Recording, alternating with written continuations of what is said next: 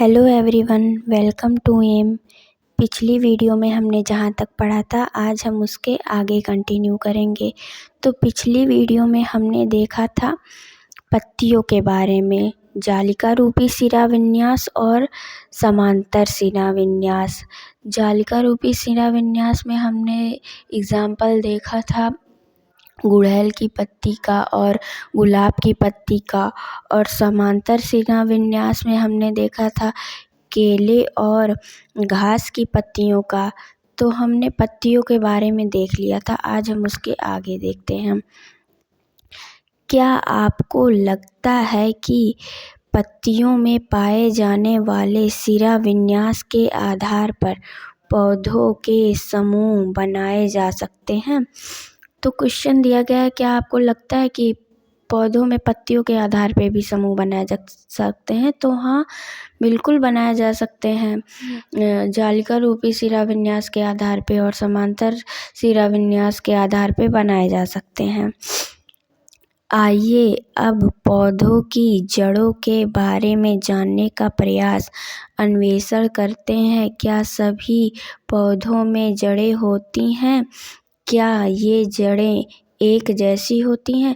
अभी तक तो हमने पत्तियों के आधार पे और तने ऊंचाई के आधार पे पौधों के बारे में देखा, तो अब हम उनके जड़ों के आधार पे भी देखते हैं कि उसमें कैसे कैसे समूह हम बना सकते हैं, या फिर जड़ें सबकी समान होती हैं या अलग अलग होती हैं, उसे हम देखते हैं। क्रियाकलाप 2.6, आइए पता लगाएं। आप किसी ऐसे खुले मैदान में जाइए जहां जंगली शाक और घास उग रहे हों। अब आपको ना किसी खुले मैदान में जाना है जहाँ पे जंगली शाक के बारे में तो हमने पिछली वीडियो में पढ़ा है कि शाक किसे कहते हैं। तो जहाँ पे शाक उग रहे हों और घास उग रहे हों, इस अभ्यास के लिए आप छोटे शाकों का उपयोग कर सकते हैं। इस अभ्यास के लिए ना आप छोटे शाकों का उपयोग कर सकते हैं। तो देखिए क्या करना है। खुरपी की सहायता से जड़ों को हानि पहुंचाए बिना कुछ भिन्न प्रकार के शाकों को सावधानी पूर्वक खोदकर बाहर निकालें। अब आपको क्या करना है, खुरपी की सहायता से जड़ों को बिना हानि पहुंचाए शाकों को खोद के बाहर निकालना है। शाकों को निकालने से पहले आप मिट्टी को गीला करके ढीला कर सकते हैं। चाहे तो आप थोड़ा उसमें पानी भी डाल दीजिए कि जड़ टूटे ना, मतलब सावधानी पूर्वक आपको निकालना है, जड़ टूटना नहीं चाहिए। जड़ों को पानी से धोएं और उनका अवलोकन करें।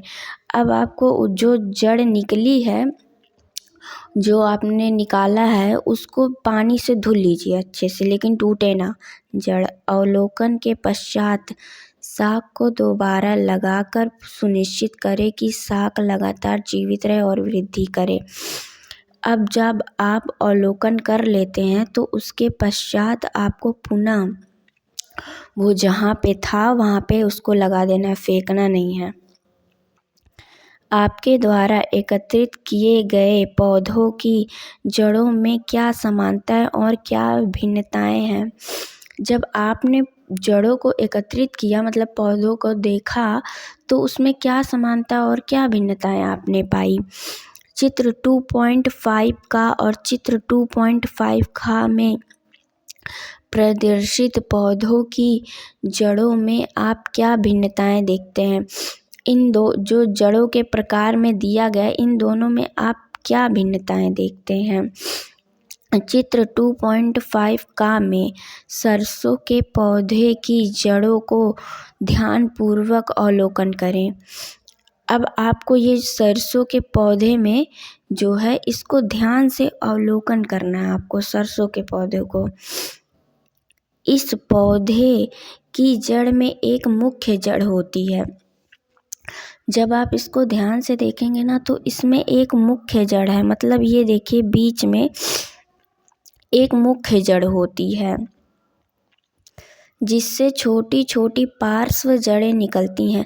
जिससे छोटी छोटी जड़ें निकलती हैं, ऐसी जड़ों को मूसला जड़ कहते हैं। ऐसी जड़ों को हम मूसला जड़ कहते हैं, जिसमें एक मुख्य जड़ होती है, फिर उससे थोड़ा थोड़ा रेशेदार जड़ निकलते हैं।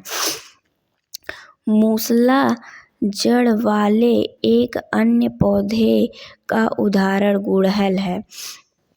अब एक ही पौधा तो होगा नहीं जिसमें मूसला जड़ निकलेंगी, बहुत से पौधे हैं, तो उसमें एक एग्जाम्पल गुड़हल का भी है। गुड़हल भी मूसला जड़ में आता है। आपने क्रियाकलाप 2.1 में देखा और तालिका 2.1 में अंकित किया है। तो हमने पहले पिछली वीडियो में गुड़हल के बारे में भी पढ़ा है। चित्र 2.5 खा में दिखाया गया पौधा एक सामान्य घास का पौधा है। अब ये वाला पौधा जो है ये एक सामान्य घास का पौधा है। इस पौधे की जड़ें समान माप की पतली जड़ों के गुच्छों के रूप में दिखाई देती हैं, जो तने के आधार से निकलती हैं।